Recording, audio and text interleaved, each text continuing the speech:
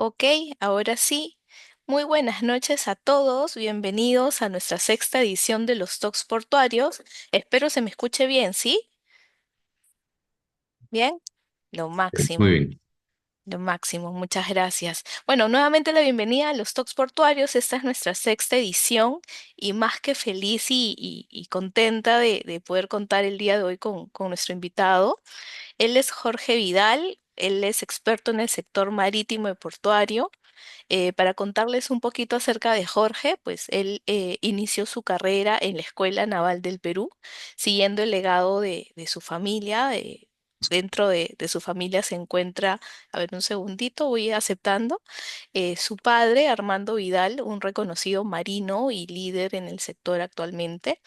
Durante el paso de Jorge Vidal por la Marina de Guerra del Perú, él ha ocupado posiciones clave como jefe de administración en el buque de la Armada Peruana Aguirre, ha sido subjefe de administración de personal en el Centro Médico Naval, o también conocido como SEMENA.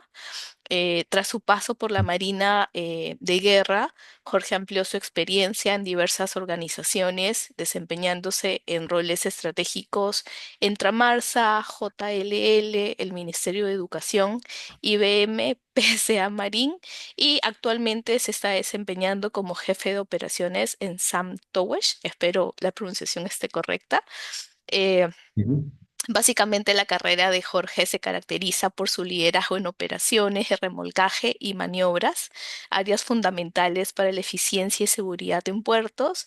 Y pues académicamente Jorge cuenta con un programa de especialización en el programa de Dirección General de la Universidad de Piura, una especialización en finanzas de la Universidad del Pacífico y un MBA por parte de la Universidad de Lima. Esta charla, revelando las fuerzas y maniobras del remolcaje y practicaje, eh, en esta charla, mejor dicho, Jorge compartirá su amplia experiencia en estas operaciones esenciales, así que por favor démosle la más cordial bienvenida a Jorge. Bienvenido, Jorge, a nuestros talks portuarios y nada, gracias por aceptar la invitación. Gracias, Stephanie. Y de hecho la presentación creo que suena más de lo que realmente soy. Igual, a ver, esas posiciones o los estudios que uno tiene son las cosas que están detrás de una persona de carne y hueso, ¿no? Y esta persona de carne y hueso eh, es una persona que está casada, que tiene tres hijos, eh, a quienes me debo, ¿no? Bueno, Mónica es mi esposa y mis hijos son Rafael, Santiago y Gabriel. Rafael tiene 11, Santiago tiene 9 y Gabriel tiene 5. Y a ver, me presento un poco así contando este, quienes me rodean porque evidentemente son, digamos, la parte más importante y quienes motivan a que uno trabaje y se despierte y que pongan las cosas en el correcto orden de prioridades, ¿no? Eh, Así que bueno, ahí estoy feliz de estar acá, Stephanie, de verdad que desde que tomé contacto contigo, mm, me gustó la intención que tenías de formar estos top portuarios, me gustó la motivación que tenías de ayudar a los demás y de formar, de hecho, no sé si decirlo correctamente, una comunidad o un grupo de gente que también está interesado en aprender y en compartir experiencias, ¿no?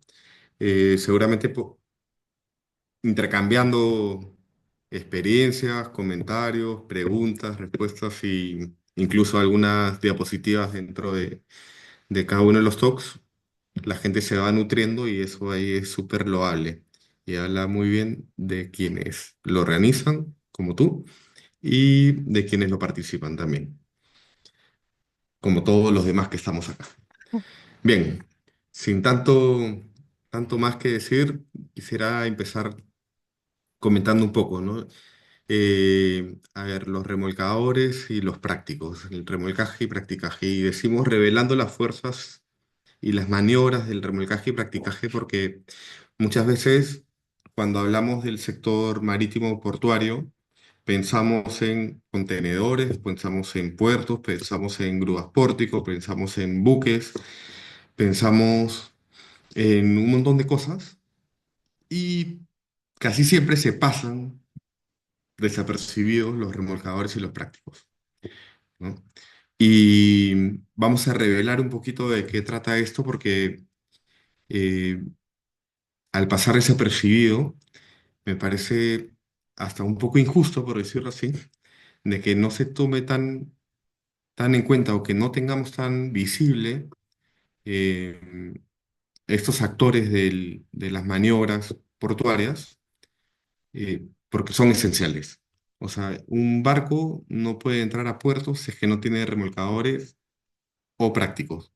Y es tan esencial que está prohibido de que entren los buques a los puertos sin remolcador práctico en cualquier parte del mundo, con ciertas características. Hay algunos barcos que son más pequeños que pueden entrar sin remolcadores, pero normalmente los barcos de comercio exterior eh, tienen que tener al menos un práctico y al menos un remolcador. Entonces, bueno, para ir ordenando un poquito esto, vamos a ir pasando las diapositivas y pensar qué cosa es el transporte marítimo, ¿no? El transporte marítimo, bueno, de todas maneras es una parte esencial dentro del flujo logístico que hay a nivel mundial. Hay distintos tipos de comercio, hay distintos medios de transporte de mercancías, sean en contenedores, de carga suelta, de proyectos, gases, líquidos, hidrocarburos, lo que sea. Hay distintos medios, pero el medio marítimo tiene varias características que eh, lo hacen ser más eficientes. Tienes mucho más volumen que puedes mover, tienes menor impacto en el medio ambiente, puedes tener eh, trayectos mucho más grandes, con mucho más volumen de un lugar a otro. También tiene cosas en contra, es más lento, pero es más barato. Si uno lo planifica bien, bueno, van a llegar las cosas a tiempo, etcétera. Pero digamos que, en resumen, el 90% del comercio mundial se da por el mundo marítimo. Y por ende, el mundo marítimo es un actor mm, protagónico dentro de los flujos logísticos que pueden haber, ¿no? En este sentido, hay estos factores, ¿no? Los remolcadores y los prácticos. ¿Por qué son claves? Les decía, porque son roles esenciales. O sea, un puerto tiene que tener estos actores para poder funcionar. Y es tanta la obligatoriedad de estos actores que mm, un proveedor de servicios de remolcaje no se puede negar a dar el servicio cuando una nave lo requiere, ¿no? No puede, por decir, si es que una nave, digo, una embarcación grande tiene algún problema para entrar a puerto, este, y todavía no arregla los temas comerciales o no se sabe quién va a pagar o no sabe, la empresa de remolcaje primero atiende la maniobra y después verá cómo lo cobra, ¿no? No se puede negar a hacer esto. ¿Por qué? Porque tanto los remolcadores como los prácticos tienen como finalidad suprema, ¿ya? Garantizar la seguridad de la vida humana en el mar, para empezar, y después de la infraestructura portuaria, eh, Entonces, la seguridad es el fin supremo de estos dos actores del rubro marítimo. ¿Cuándo es que se prestan? Bueno, normalmente vamos a hablar de los atraques y desatraques, o amarres y desamarres, o sea, del ingreso de las embarcaciones a puerto. Ahora lo vamos a ver también, eh, distintas funcionalidades de los remolcadores, pero nos vamos a centrar un poco más en el ingreso y salida de los barcos a los puertos, a los terminales. Los remolcadores. Los remolcadores son embarcaciones que están diseñadas para remolcar, jalar, remolcar o jalar, o empujar a otras embarcaciones. Bueno, inicialmente servía solamente como remolcaje, o sea, como jalando.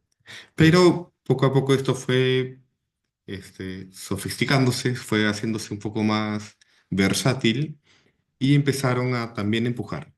Antes, claro, las embarcaciones, o sea, pensándolo, ¿no? De cómo eran antes, eran embarcaciones bastante más frágiles y nunca se les hubiese ocurrido eh, hacer el pushing o empujar a otras embarcaciones porque hubieran dañado el casco de las embarcaciones.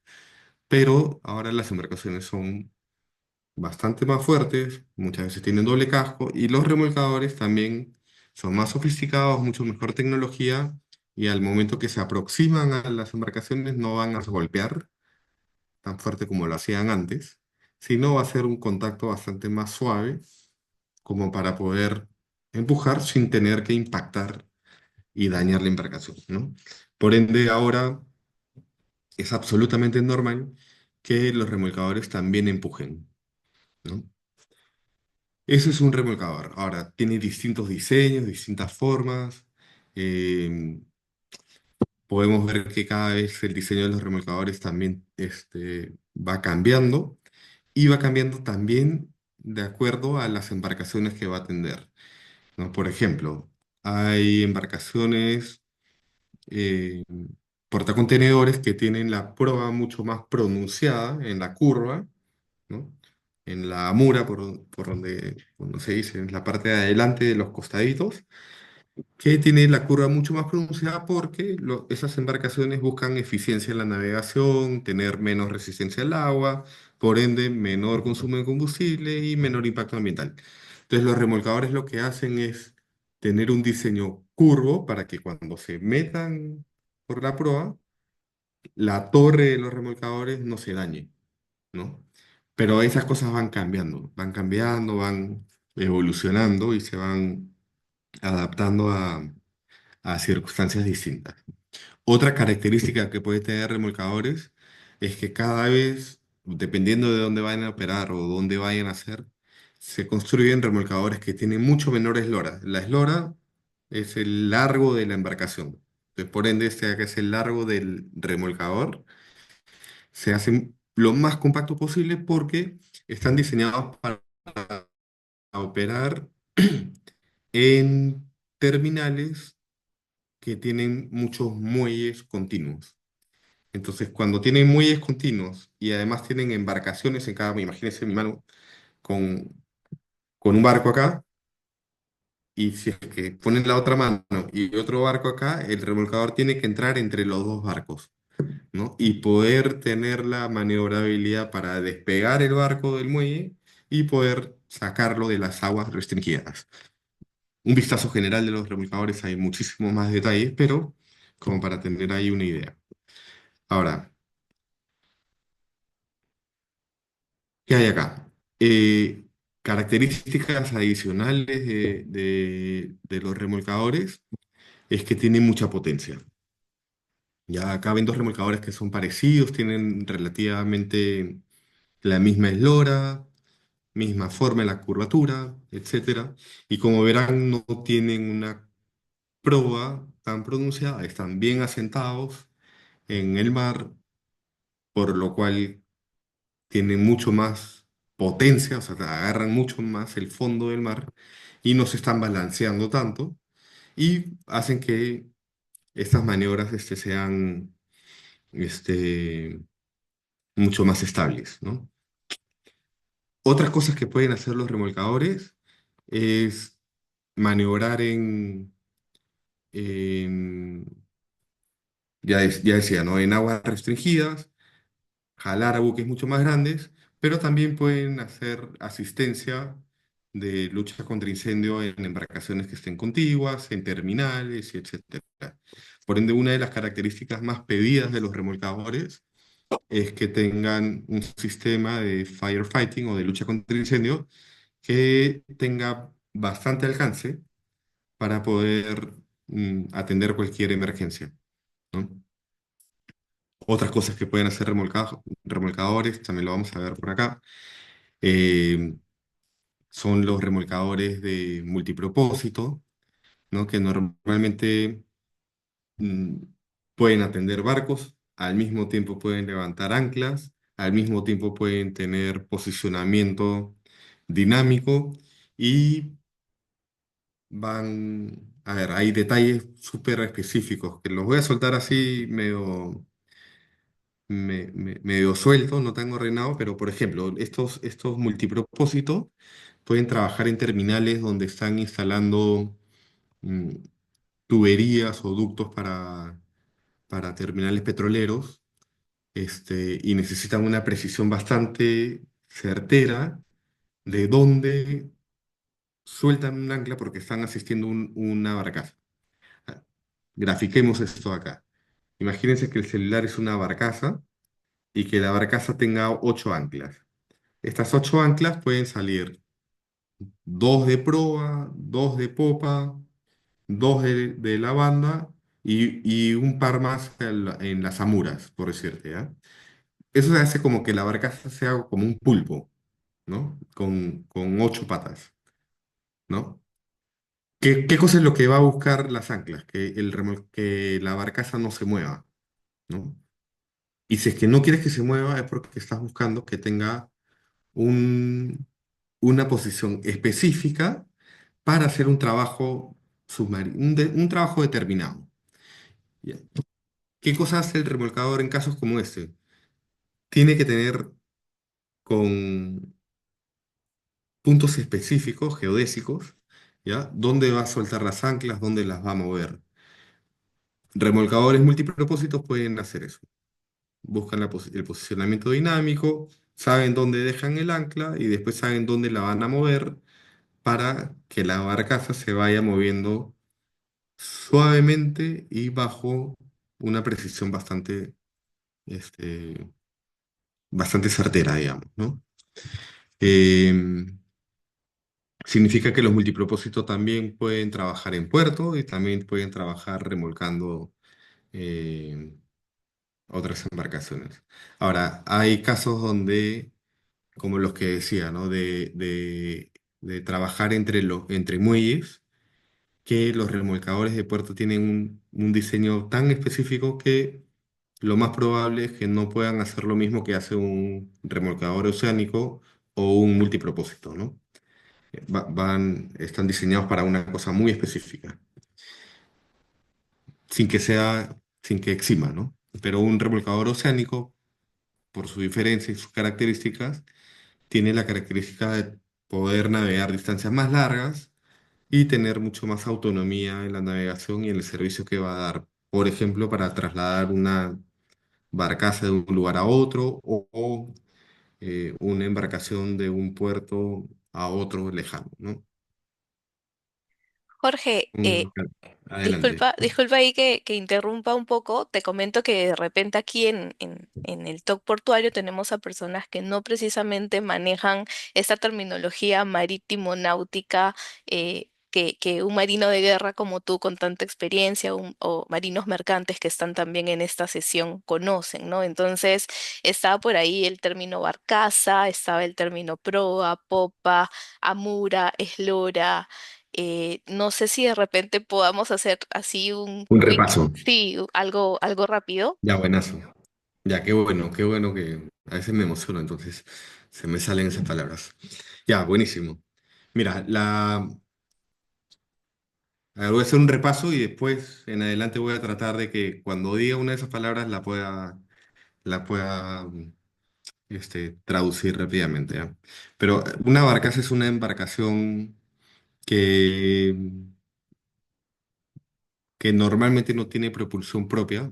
Digo normalmente porque existen barcazas que sí, ¿ya? Pero propulsión propia es que no se pueda mover por su propia cuenta, ¿ya? Entonces una barcaza, en palabras sencillas, es un taller flotante, ¿ya? Como evidentemente en el mar no puedes llevar herramientas flotando, bueno, las llevas en una barcaza. Y herramientas como una grúa, como este, como sogas, como un taller de soldadura, por ejemplo, a veces pueden montar, sobre una barcaza pueden montar un taller de soldadura.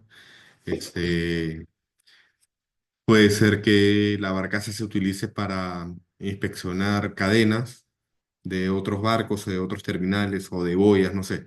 Esto, suben las cadenas a la barcaza y las inspeccionan ahí, las cambian, las pintan, las reparan y después las meten otra vez al agua.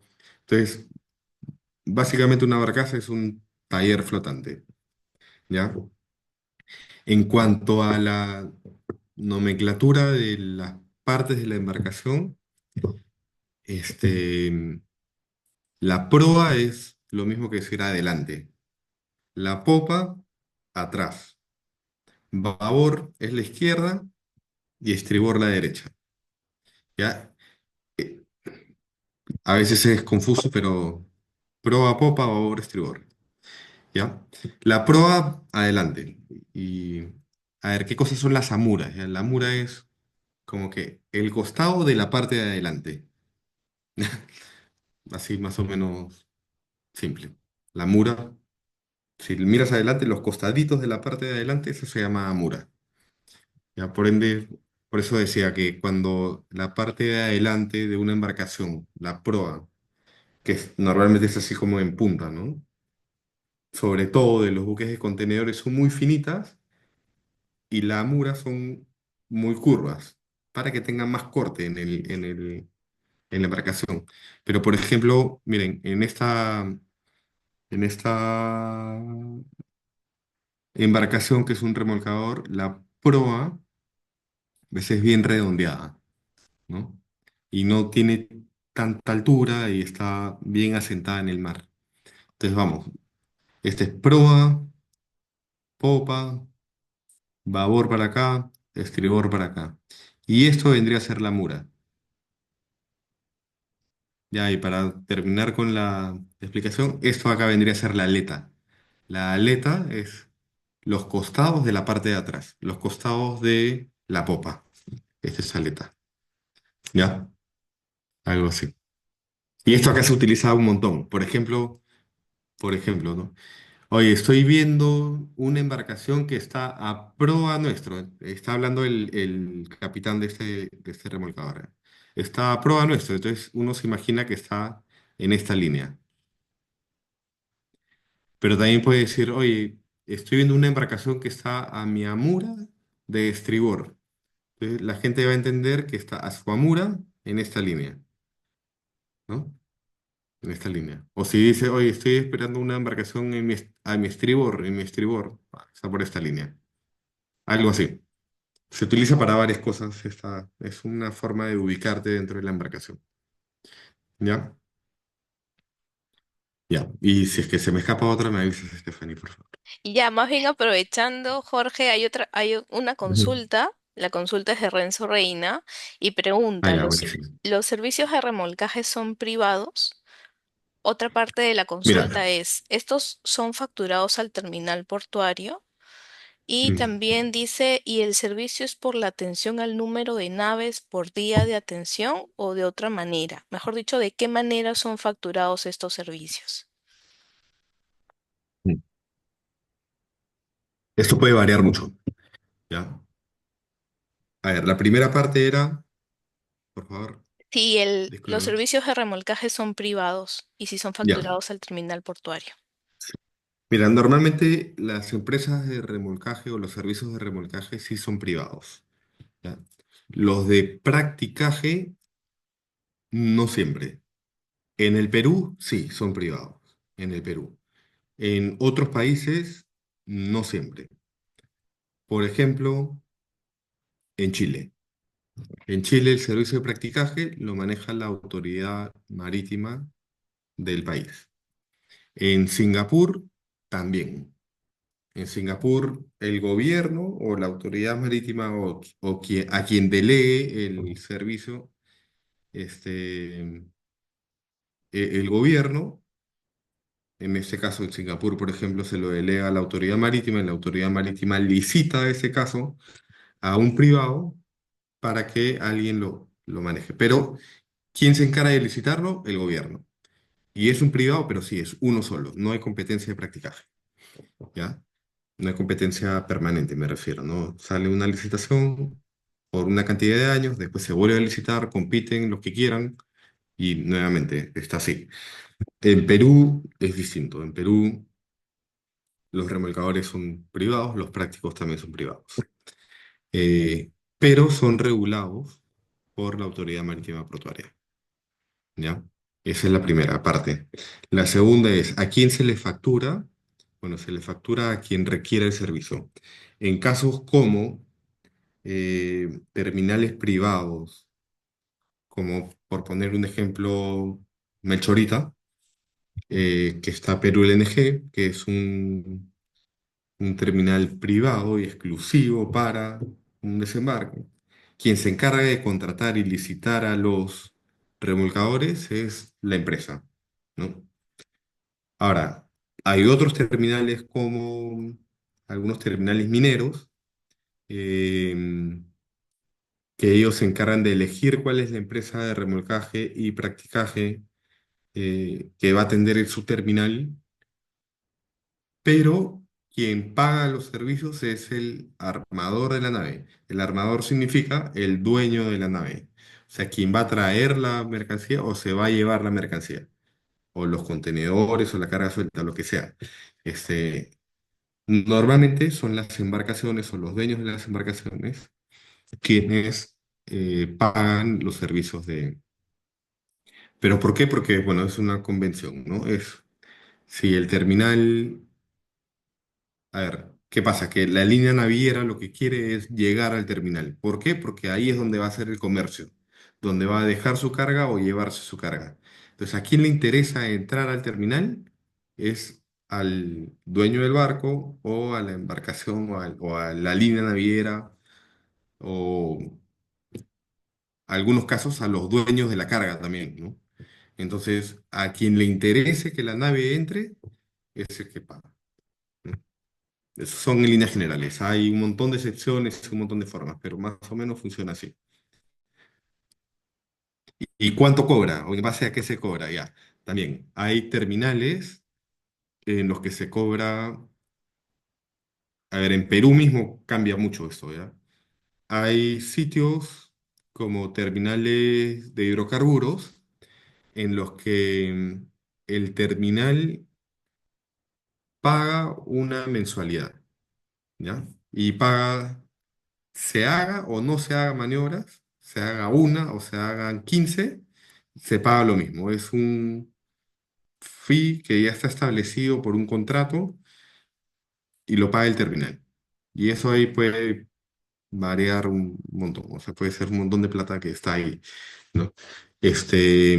¿Cómo hacen eso? Bueno, hacen una media de cuántas embarcaciones podrían atender en un mes y lo que calculan mover del hidrocarburo y no sé cuántitos se calcula, y ahí ese es el precio que ponen. Ahora, hay otras formas de calcular el precio que es según el tamaño de la embarcación o según, más que el tamaño, según cuántas toneladas de registro bruto tenga la embarcación como característica, ¿no? Entonces se cobran algunos centavos de dólar por cada tonelada que tenga de registro bruto. Entonces uno dice, oye, qué poco se cobra. No, pues, normalmente una embarcación de esas tiene cientos de miles de toneladas, ¿no? Y cobras unos cuantos centavos de dólar por varios cientos de miles, ¿no? 100.000, 150.000, ¿no? Entonces tú multiplicas eso y se cobra, bueno, más o menos así. Son distintas fórmulas que se utilizan para cobrar, ¿ya? Y ya para cerrar esa parte de cómo se cobra, también existen los servicios empaquetados, porque eh, una embarcación de todas maneras va a necesitar práctico, de todas maneras va a necesitar remolcador para entrar a un puerto, a un terminal, y para que el práctico se embarque o se desembarque va a necesitar una lancha sí o sí, ¿no? Evidentemente un práctico no va a salir de la embarcación nadando, ¿no? Ahora vamos a hablar de los prácticos. Entonces se empaquetan esos servicios y cobran un monto por los tres servicios al mismo tiempo, ¿no? Eso también se hace bastante. Muy bien.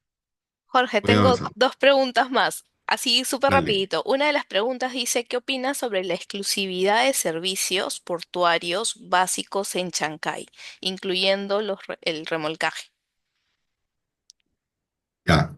Esa pregunta de repente tiene truco, pero ya, hay bastantes formas de hacerlo. Eso acá, efectivamente, la empresa que tiene el servicio de remolcaje y practicaje lo tiene por, si no me equivoco, son 3 años de exclusividad. Este, pero no quisiera puntualizar en Chancay como tal, ¿no? Porque evidentemente Chancay ahorita tiene muchas, muchas miradas encima y evidentemente es un proyecto que ya se está haciendo realidad que es Ujú. beneficioso para todos, todos nosotros como peruanos tenemos que estar orgullosos de que eso ahí está saliendo adelante y que va a crear muchísimas oportunidades. Ahora, que sea de exclusividad, mira, hay un montón de cosas que han pasado ahí que son muy particulares, ¿ya? Que se han ido armando desde que se creó el proyecto y eso es una discusión de abogados. Ahora, si me preguntas a mí, mira, la competencia es siempre sana. En este caso, la empresa que lo tiene, nadie tiene por qué quejarse y muchas veces eso es muy beneficioso porque genera seguridad, sobre todo en una etapa de apertura del puerto, de, de conocer cómo funciona el medio ambiente ahí, cómo las corrientes funcionan en esa zona, cómo los Ujú. barcos reaccionan. Y hablábamos desde un principio que la función de un práctico de los remolcadores es salvaguardar la integridad de la vida humana y física de las instalaciones portuarias. Este, de ahí son temas que van más para discutir como legalmente, ¿no? Ah, yo estoy seguro y estoy contento de que sea así, ¿no? Gracias, Jorge. Ya la última pregunta para dejarte continuar es de nuestra querida Merian García. Primero te saluda Jorge, La conozco, hola. la conozco. Claro, claro, la conocemos. Te saluda, dice Jorge, hola. ¿Cómo se determina la cantidad de remolcadores y prácticos necesarios para cada buque? ¿Se mide por eslora, TRB, que entiendo que es tonelada de registro bruto, y cantidad de carga? Ujú. Ya, esa es una muy buena pregunta. Mira, de hecho hay una regla que es básica. En Perú, cualquier embarcación que tenga más de 200 metros de eslora, o sea, 200 metros de largo, tiene que tener dos prácticos, ¿ya? Eso ahí va casi de cajón. Ahora, lo demás es en base a un estudio, ¿ya? Y cada terminal tiene un estudio que se llama el estudio de maniobras. El estudio de maniobras se hace cuando un terminal se está construyendo o está teniendo alguna modificación o las condiciones de, de mar, viento, marea, oleaje son visiblemente cambiantes, ¿ya? Ahora, hay revisiones de estos estudios de maniobras. ¿Qué pasa con esos estudios de maniobras? Lo que hacen es eh, utilizan como fuente otros estudios, como los estudios hidrometaoceánicos o básicamente de condiciones meteorológicas, ya para decirlo así, donde, donde ponen correntómetros, o sea, herramientas que miden la corriente en la zona específica donde va a estar el terminal y por donde va a transitar las embarcaciones para llegar a su posición final, donde ponen anemómetros para medir los vientos, donde buscan evaluar históricamente, o sea, durante un periodo de años hacia atrás, cómo se ha ido moviendo estas corrientes, vientos, este, dirección de la corriente, altura de la ola y entre otras cosas, como, a ver, otras cosas vamos a hablar también, ya, como fondo, como el fondo marino, por ejemplo, o sea, qué tipo de fondo hay abajo, em, qué tan profundo es, qué, qué ayudas a la navegación visuales tienes, si tienes faros, no tienes faros, si tienes rompeolas, no tienes rompeolas, eh, y qué tipo de embarcación va a entrar. Ya todas esas cosas, todas esas variables entran en la evaluación de quien hace el estudio de maniobras. Y quien hace un estudio de maniobras es un perito. Así se llama. La persona que hace el estudio de maniobras es un perito naval, ¿no? Y evalúa todas estas cosas. Entonces dices, oye, en ese terminal vamos a atender buques de contenedores de más o menos, este, no sé, tales características, tales toneladas, mínimo de tantos, máximo de tal otra, de calado, significa, calado es como que lo que está debajo de la embarcación sumergida, ¿no? O sea, si la embarcación está así y el agua le llega acá, el calado es esto, ¿ya? Ya.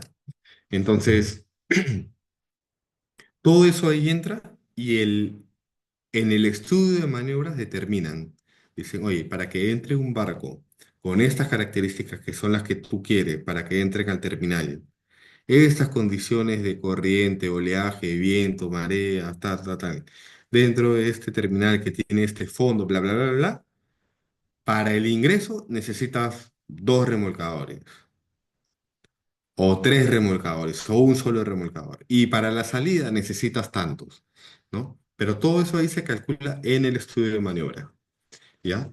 Y el estudio de maniobras tiene escenarios, porque evidentemente no es estático, ¿no? Dices, oye, cuando el mar está hasta acá, puedes usar un solo remolcador. Cuando el mar está así, utilizas dos remolcadores. Y no solamente dos remolcadores, sino dos remolcadores de tanta potencia o de tales características. Y así sucesivamente, ¿no? Vas poniendo variables dentro del estudio manual. Pero, ¿cómo se determina? Así. Ya, muy bien. Gracias, Jorge. Ahora sí te dejamos continuar. Disculpa tanta pregunta. No, buenazo, buenazo. Me parece genial. Me, me parece genial. Eh, a ver, ya hablamos un poco de estas funciones de los remolcadores, que es para asistir en las maniobras, para remolcar embarcaciones de otro tipo, lucha contra incendio y varias otras funciones más que pueden salir como variantes de estas, ¿no? Hablemos de los prácticos, ¿ya? Los prácticos son profesionales que le dan asistencia a los capitanes. Vale decir, el práctico no va a tomar nunca la responsabilidad que tiene un capitán en un barco, pero sí les va a dar asistencia, asesoría al capitán para que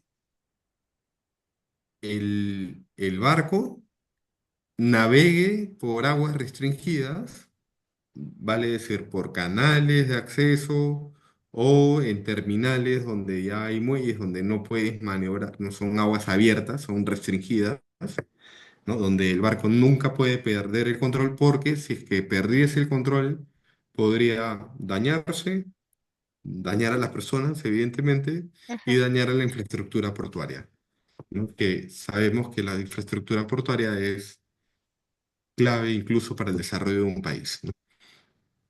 Entonces, el práctico, ¿qué hace? Yo lo digo, cuando quiero explicarlo así súper fácil, digo, es como un ballet parking súper experto para Ok, barcos, ya. ¿ya?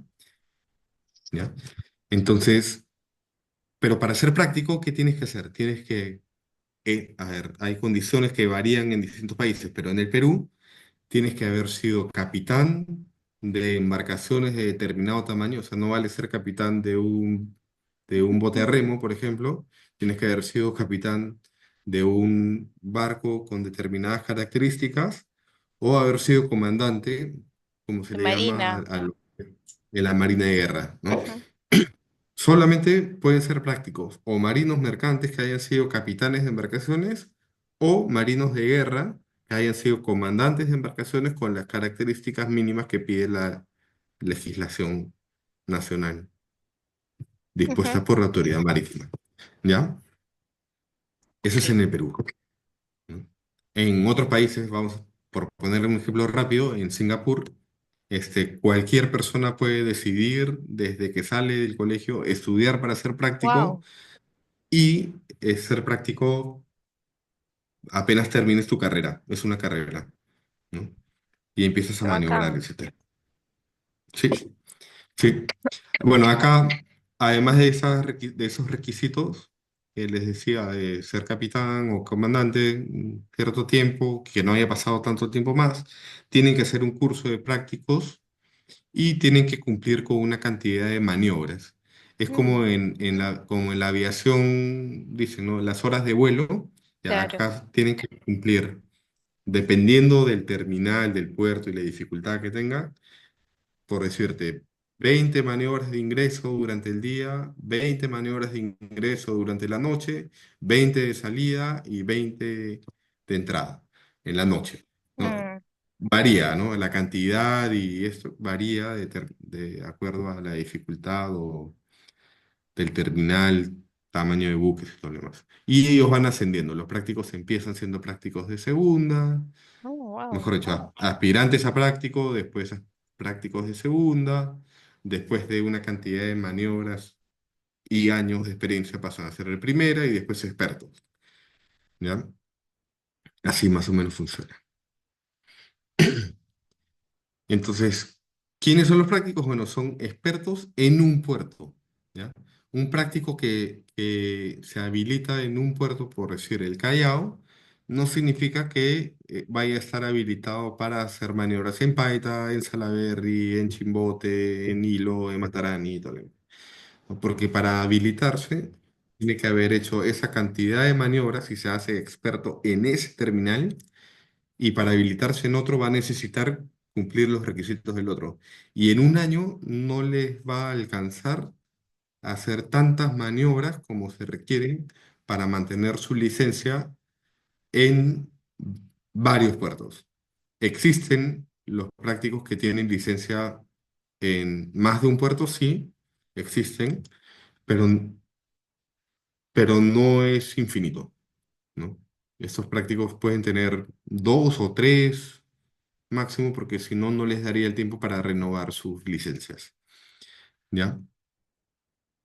Y ellos, a ver, digamos que en sus prácticas, en sus maniobras y todo lo demás, se vuelven expertos en sentir la corriente, en ver cómo van las olas, o sea, adquieren con esa práctica tanta expertise de ya conocer cómo funciona, qué tanto jala la marea, cuánto hay de corriente debajo del agua o cuánto hay superficial, que si un buque viene muy asentado, cuando viene muy asentado es así, ¿no? La línea de flotación, cuando viene muy asentado, es así. Y cuando viene con carga ligera o no tan asentado, está así, flotando mucho. Entonces, cuando flota mucho, lo que más impacta es el viento, pero cuando está muy asentado, lo que impacta mucho es la corriente. Entonces, todas esas cosas los prácticos la tienen súper clara, ¿no? Y ellos finalmente son quienes dirigen lo que va a ser un remolcador. O sea, el práctico, una vez que está arriba, en el puente del barco que está entrando, ya son los que le van diciendo al remolcador, oye, jálame desde estribor, ¿no? Oye, empújame un poquito en babor.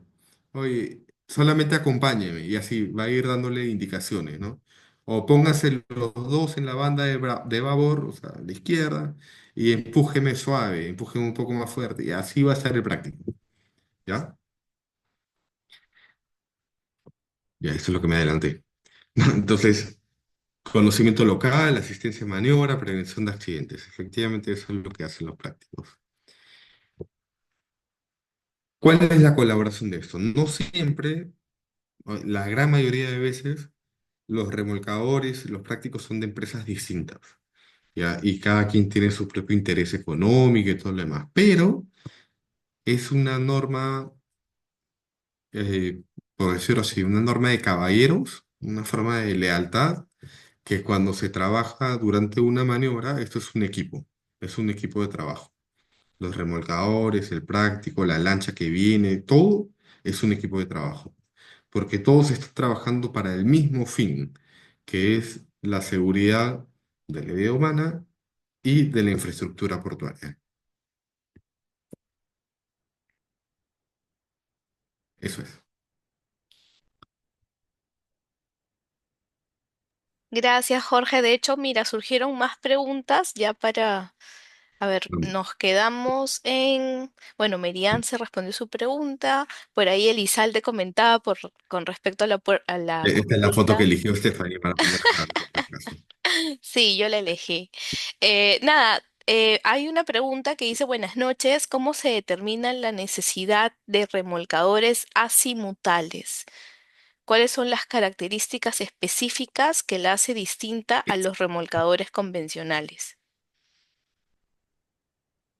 Mm, muy bien.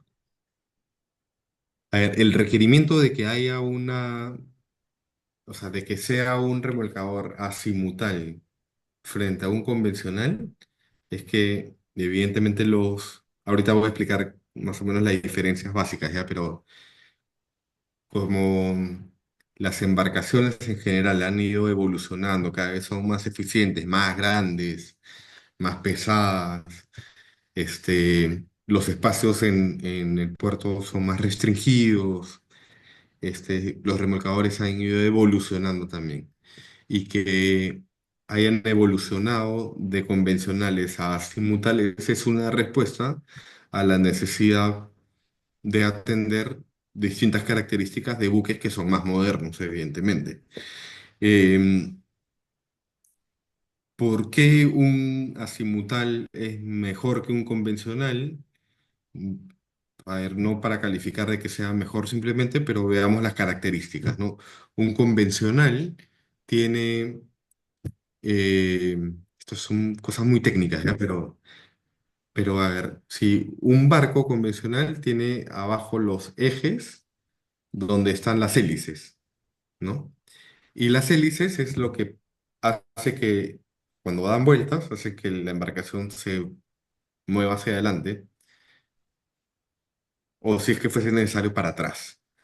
Pero, claro, antes, las embarcaciones tenían una hélice dando vueltas y la embarcación iba hacia adelante. Y para poder dar marcha atrás, tenían que parar las vueltas hacia un lado para que puedan dar la vuelta hacia el otro lado y recién retroceder.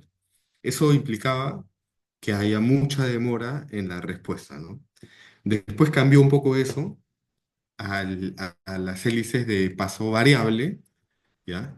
Que significa el eje de la embarcación seguía dando vueltas hacia el mismo sentido, pero lo que cambiaba eran las palas. Es como un ventilador, ¿ya? El ventilador que tiene así sus palas, o sea, esto acá da vueltas, entonces da vueltas así, ¿no? Las palas. Entonces lo que cambiaba era el ángulo de las palas.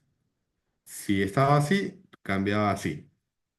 Y eso hacía que la propulsión pueda cambiar de adelante hacia atrás con más facilidad de lo que era antes. Igual tiene cierta demora. Después fue evolucionando y decían, oye, a las embarcaciones hay que ponerle dos ejes. Entonces ponían así, o sea, debajo de la embarcación ponían dos ejes así, ¿no? Y decían, bueno, pues si es que esta de acá empuja hacia adelante y esta acá hacia atrás, la embarcación va a dar vuelta más rápido, ¿no? Entonces fue evolucionando hasta que llegaron a los azimutales. ¿Qué hacen los azimutales? Los azimutales tienen el eje así, ¿ya? Que lo mueve el motor, o sea, da vuelta así, pero después tienen otro engranaje que va hacia abajo, ¿ya? Para mover unas toberas. Y estas toberas, que es donde están las palas estas que les digo que es lo que propulsa, ¿ya? Tienen la particularidad de moverse 360 grados, ¿ya? Eso es lo que hace una simultánea, ¿no? Entonces, si tú quieres ir para adelante, estás así. Pero si quieres ir para atrás, das la vuelta a la tobera y te vas para atrás. Y si quieres ir para el costado, lo pones de costado y te mueves de costado. Entonces, eso es lo que hace a la simultal muchísimo más maniobrable que un remolcador convencional, más o menos así. Ahora, ¿qué cosa es lo que requiere eso ahí? Bueno, ya prácticamente los remolcadores convencionales ya no entran a terminales, ¿no? Los convencionales los usan ahora todavía para hacer transporte o travesías, transportar una embarcación sin propulsión o hacer disi- para otras cosas que no sean necesariamente aguas restringidas. En algunos sitios aún se usa, pero bueno. Jorge, Mm. tengo una penúltima pregunta de Lizalde González. Consulta si todas estas embarcaciones, entiendo los remolcadores, pueden remolcar cualquier tipo de naves. Da el ejemplo de la nave de contenedores más grande que llegó al Perú, la nave APL Fullerton, y Ujú. pregunta si es que son algunos tipos de remolcadores especiales para naves, en todo caso, tan grandes, ¿no? Sí, sí, efectivamente. Estos remolcadores, dependiendo de sus características, van a ser capaces de mover determinadas naves. En este caso, la embarcación más grande de contenedores que llegó al Perú la movieron remolcadores que están posicionados acá en Callao, eh, de distintas empresas, que tienen las características para mover. Ahora, les decía que eso ahí no lo determina la embarcación como tal. O sea, si la embarcación está llegando al terminal, es porque el terminal tiene la capacidad de recibir a este tipo de embarcación. Y si es que el terminal tiene la capacidad de recibir una embarcación así de grande, es porque en su estudio de maniobra vieron que esto era factible. Y si es que eso era factible, pusieron qué características debían tener los remolcadores para atender, en el caso que llegue una nave así, o sea, una embarcación de ese tamaño tan grande, este, tenga los remolcadores para operar ahí, ¿no? Entonces, cualquier remolcador no necesariamente puede atender esa embarcación. Pero si es que está en el terminal, es porque el remolcador está habilitado para operar en ese terminal, porque en el estudio de maniobra determinaron que tenía que tener esas características para hacerlo. Ok, Jorge, ya finalizando, ¿cuáles son las principales empresas de remolcaje y practicaje que operan en el Callao? En el Callao, bueno, en el Callao y en el Perú, es la misma respuesta. Eh, Sin poner orden de... Acá estoy siendo totalmente neutro, no quiero poner ningún orden de prioridad ni nada. Este, está Petranzo, está CPT, está SAAM y está PSA Marín. Esas son las principales. ¿Existen otras? Sí, existen otras, pero las principales en los principales puertos del Perú, en el Callao, son estas empresas. Sí. Ok, excelente, gracias. Y ya, bueno, por ahí salieron más preguntas. Hay otra pregunta, dice, ¿cree usted que el convenio ENAM-SAAM debería incluir profesionales o estudiantes de la carrera de Administración Marítima y Portuaria o solo marinos mercantes? Mm, Mira, es una pregunta. Otra tricky, también es de Benito, ¿ah? Benito es el que Sí, hace preguntas tricky. sí, ya veo, ya veo. Sí. La verdad es que tendría que revisar el convenio. No, o sea, yo he revisado el convenio yo sé que tiene alcance hasta los cadetes, no a la carrera de administración. ¿Por qué? Aún no lo pregunto, lo podría preguntar luego. Jorge, ya Y si es que quieres que responda, me puedes contactar directamente por y LinkedIn. me quedo con la tarea. Sí, La última pregunta ya, Jorge, para liberarte, porque para comentarles, Jorge se no hay encuentra problema. fuera de Lima, está en una convención, si no me equivoco, visitando varias empresas. La última pregunta es, hola Jorge, buenas noches. ¿Cuál es la perspectiva sobre la energía sostenible, es decir, cero emisiones, en el Perú para la implementación de remolcadores eléctricos, por ejemplo? Ya, buenísima. Esa es muy buena. Mira, eso ahí es un trabajo que se tiene que hacer en conjunto con muchísimos actores del sector, ¿ya? ¿Por qué tiene que ser así? Los remolcadores, si yo como empresa de remolcadores traigo un remolcador eléctrico a Perú, no voy a tener dónde cargarlo. Esa es la verdad de las cosas. O sea, no hay un sitio donde yo pueda enchufar mi remolcador, cargarlo y ponerlo. Por ende, nos tenemos que preparar muchos actores del sector para poder eh, llegar a tener un remolcador eléctrico, ¿ya? Y de hecho, un remolcador eléctrico tiene mm, hasta ahora menos versatilidad de salir y operar porque necesitan más tiempo para poder cargarse y después salir a operar.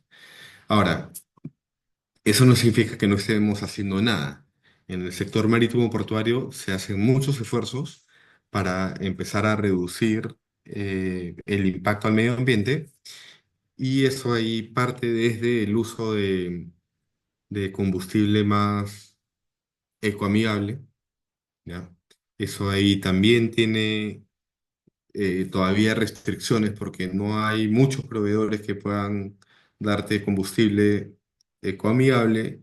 Y por otro lado, este, no, no está del todo regulado, ¿no? Pero se está avanzando en eso de ahí. Cosas más fáciles de hacer esto es que seamos responsables en el uso de los remolcadores y de los prácticos. Igual que de las embarcaciones grandes, ¿ya? Entonces, por ejemplo, cambiando la actitud, la disciplina que cada uno tiene, esas son las cosas mucho más viables, pero no siempre son más fáciles de hacer. Es que si vas a llamar a una embarcación, sea lancha, remolcador, no importa, ¿ya? Este, para que venga a atenderme o a atendernos, este, pensemos en darle un tiempo prudente para que el remolcador vaya o la embarcación vaya a una velocidad amigable con el medio ambiente. ¿Por qué? Porque si tú pides que vaya muy rápido, muy potente, vas a hacer que fuerce más los motores, por ende que consuma más combustible y por ende que tenga mayor impacto. Las embarcaciones ahora tienen una velocidad eh, ecoamigable, una velocidad crucero, velocidad verde, le dicen, no sé, hay distintas formas de llamar, ¿no? Que es la velocidad donde tienen menor consumo de combustible y van más parejitos, ¿no? Entonces, eso ahí, por ejemplo, es una cuestión simplemente de disciplina, de actitud.